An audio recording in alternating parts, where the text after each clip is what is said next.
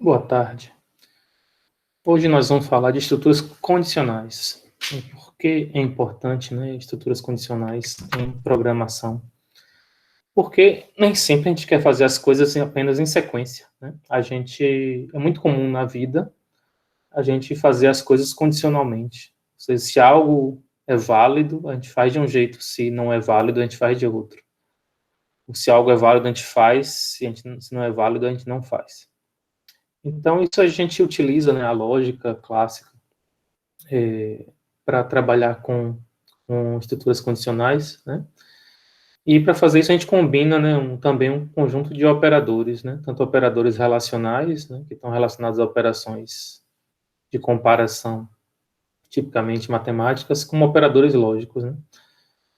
Provavelmente vocês estudaram, né, esses operadores antes em matemática, né? E aqui a gente vai ver eles no contexto de programação.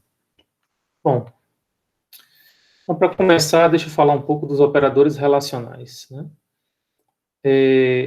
Os operadores relacionais são binários, né? Então a gente trabalha sempre com dois valores, estou comparando o valor da esquerda com o valor da direita. Eu faço a comparação, e essa comparação a gente diz que é uma comparação lógica, é uma comparação booleana, né?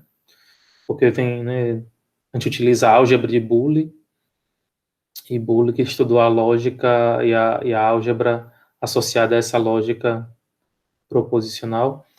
Ele foi muito importante, né? Por isso que às vezes a gente fala, né, de valores lógicos, que são os valores que a gente conhece, né, da lógica clássica, né, verdadeiro ou falso, também chamados de booleanos.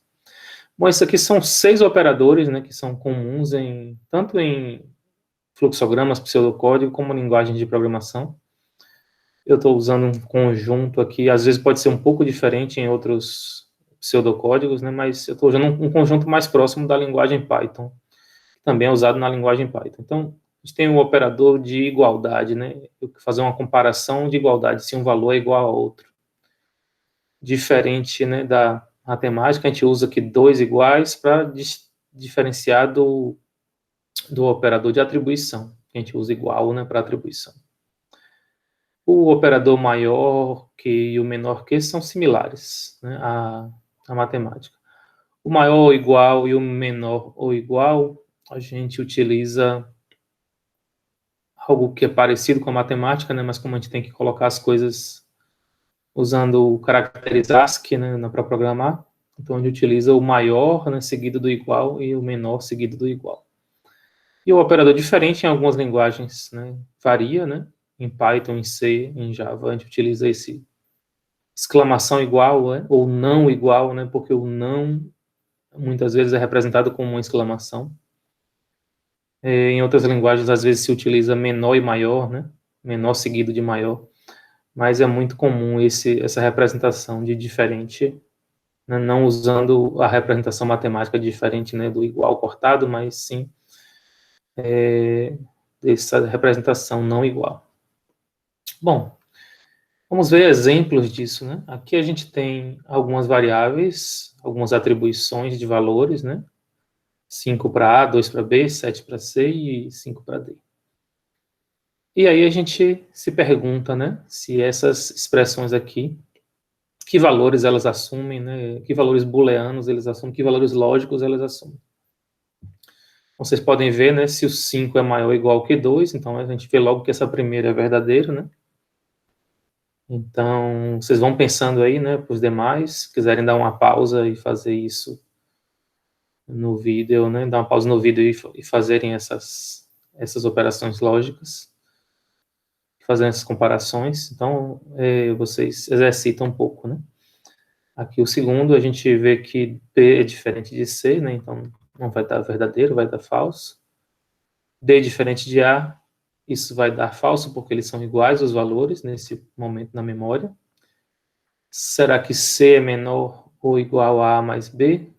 C é 7, A mais B 7.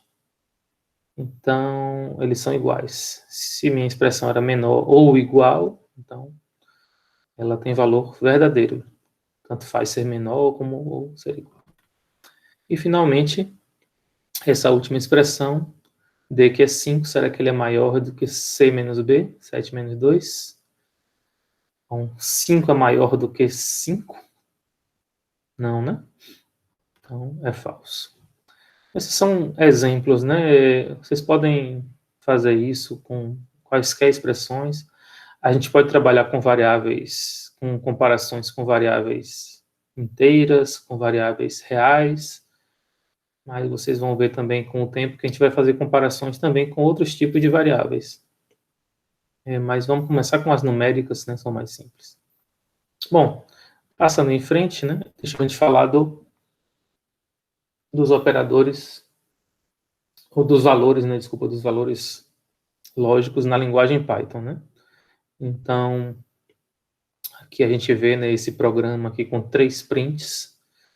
Vocês percebem, né, que dentro do print, né, como eu já mencionei, né, a gente pode colocar constantes, variáveis, mas também pode colocar expressões matemáticas. Podem ser expressões aritméticas, A mais B, mas também podem ser expressões lógicas, como essa aqui.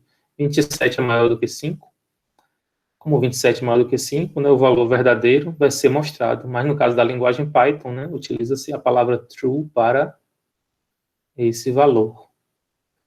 E a mesma coisa vale para os seguintes aí, né? Então, como é que isso ficaria na no nosso ambiente de desenvolvimento? Então, vamos pegar aqui esses prints, colocar aqui para executar. Bom, de maneira bem simples, vocês podem prever, né, que ele vai nos mostrar um conjunto aí de true ou false, dependendo da expressão ser válida ou não. Então, observe que no caso do primeiro já tinha mencionado, né, que era verdadeiro, no segundo também, e no terceiro é falso porque 10 não é diferente de 15 menos 3 menos 2, porque eles são iguais, né? 10 é igual a 10. Enfim, é assim que você trabalha em Python, né? A gente não costuma usar muito isso, né, de fazer o print do true e do false. A gente utiliza mais as expressões lógicas em comparações realizadas usando estruturas condicionais, que a gente vai falar já já. Mas era para vocês terem uma ideia de como esses valores funcionam no caso da linguagem Python. E, finalmente, deixa a gente falar de operadores lógicos também, né? A gente tinha falado antes de operadores relacionais, né, onde eu posso fazer uma comparação entre valores, né? Igualdade, ser maior, ser menor, ser diferente, maior igual, menor igual. A gente também, às vezes, combina esses operadores relacionais com operadores lógicos, ou conectivos lógicos, né? Se vocês já estudaram lógica, então, na escola, né, vocês vão lembrar, né, que os conectivos lógicos mais comuns são o e, ou and, o ou, o or, e o não, ou not. Os dois primeiros, né, são operadores binários. Eu tenho dois valores e faço o aplico conectivo, né, aquele conjunto de valores lógicos, e vejo qual é o resultado, né? No caso do conectivo i, vai ser verdade se os dois valores, tanto a esquerda como a direita do i, forem verdadeiros. Caso contrário, será falso. No caso do ou, basta que um deles seja verdadeiro, basta que uma das expressões seja verdadeira. E no caso de não, que é um operador unário, ou seja, a gente não trabalha com dois valores, né, duas expressões lógicas, uma à esquerda e à direita, não, apenas uma expressão à direita do não. E essa é simplesmente o reverso do valor daquela expressão. Então, se a expressão é verdadeira, o valor vai ser falso. Se a expressão é falsa, vai ser verdadeira. Vamos ver isso na forma de exemplos, né? Aqui a gente tem de novo, né, um conjunto de variáveis, né, armazenando valores na memória, e a gente tem um conjunto de expressões. Observem, né, que as expressões, né, você tem operadores relacionais e operadores lógicos. Reparem que os operadores lógicos, eles têm uma precedência em relação aos operadores... desculpe. Os operadores relacionais têm precedência em relação aos operadores lógicos. Então, aqui, quando eu faço nesse primeiro exemplo, né, A maior ou igual a B vai ser feito primeiro, depois vai ser feito C maior que D, E depois disso tudo ser feito, né, de computado o valor, né, da primeira expressão e computado o valor da segunda expressão, aí vai ser feito o AND ou I lógico desses dois valores.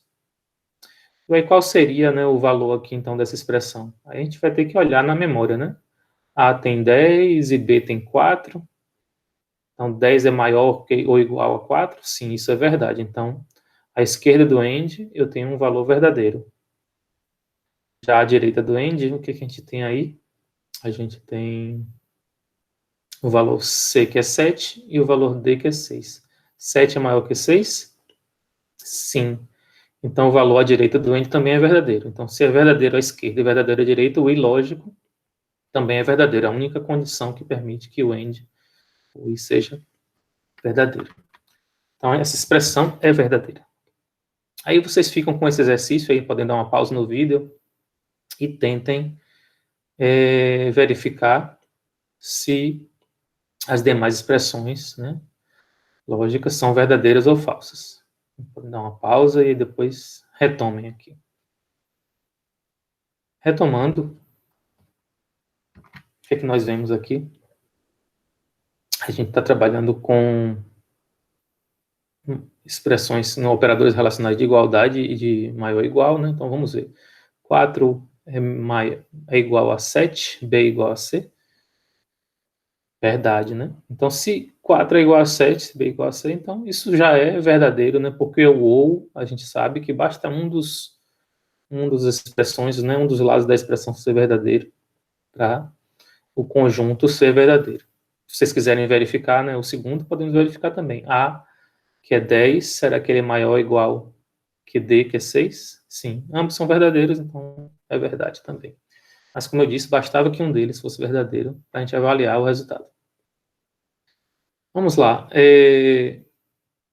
A gente tem uma expressão aqui com not e com and ao mesmo tempo, né? Então, a gente precisa falar, né, que o not ele tem precedência sobre o and. Então, primeiro a gente faz o not, depois a gente faz o and.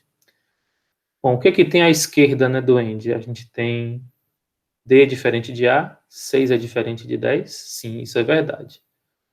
Bom, como eu vou fazer isso com o and, então o outro lado também tem que ser verdade. Será que é? Mas o que é o outro lado? O outro lado não é B menor que D, é sim not B menor que D. Então vamos ver, né, se isso é verdade. B é 4 e D é 6. Então 4 é menor que 6. Então 4 menor que 6 é verdade, só que o não dessa verdade é o falso. Isso quer dizer que not B menor que D é falso. Sendo assim, eu tenho do lado esquerdo verdade, do AND, e do lado direito eu tenho falso. Então, esse resultado é falso. Esse penúltimo também não é difícil, né? Será que o valor de C, 7, é maior do que A mais B? 10 mais 4? Não, né? Então, 7 não é maior do que 14, isso é falso. E do lado direito, será que A é diferente de B mais D? Vamos ver. A é 10 e B mais D é 4 mais 6, também 10. Então, A não é diferente de B mais D. Então, isso é falso. Se é falso à esquerda e se é falso à direita, o ou de dois falsos é também falso. Por fim, né, uma só com o operador not ou não. Né? Eu estou aqui mostrando, na verdade, que nem sempre a gente precisa operar, né, com os operadores lógicos em cima de variáveis lógicas. A gente pode também operar em cima de variáveis inteiras, mas como é que isso vai funcionar? Bom, assim como em outras linguagens de programação, a gente vai ver que existe uma convenção, né, para variáveis inteiras, que quando o valor é diferente de zero, ele é verdadeiro, e quando ele é igual a zero, ele é falso. Então, o zero representa o falso, e qualquer outro valor diferente de zero representa o verdadeiro. Então, a gente só precisa avaliar aqui os valores, né, A menos D menos B, para saber se isso é diferente de zero ou igual a zero, para saber se essa expressão é falsa ou verdadeira. Então, vamos lá. A é 10, D é 6 e B é 4. Então, é 10 menos 6 menos 4. Isso é 0, né? 0. Só que 0 é falso. Mas qual é o não do falso? O não do falso é verdadeiro. Então, note A menos D menos B é verdadeiro. Então, esses são os exemplos, né? Se eu fosse expressar essas ideias em Python, bastaria eu fazer essas atribuições e depois fazer esses prints aqui. E aí vocês veriam essas mesmas coisas no nosso editor. Se eu copiar aqui esses valores, deixa eu jogar aqui no nosso principal e executar. Vocês vão ver que os resultados são similares ao que nós vimos antes. 2 verdadeiros, 2 falsos e 1 verdadeiro. É isso mesmo que a gente tinha visto? Voltemos aqui para o slide anterior. 2 verdadeiros, 2 falsos e 1 verdadeiro. Então, sim, né? Bom, isso era óbvio, né? Vamos em frente. Eu acho que agora a gente dá uma pausa, né? E vocês podem fazer alguns exercícios, né, na lista, no livro, relativos a operadores relacionais e operadores lógicos. É bom que você vai praticando, relembrando aquelas coisas de matemática que você estudou na escola, e as coisas vão ficando mais fáceis, né? Você pode fazer essas combinações várias vezes, vários ANDs e NOTs e OR juntos, e aí você vai relembrando a precedência dessas operações. Enfim, é isso que eu queria falar sobre operadores relacionais e lógicos. Até já.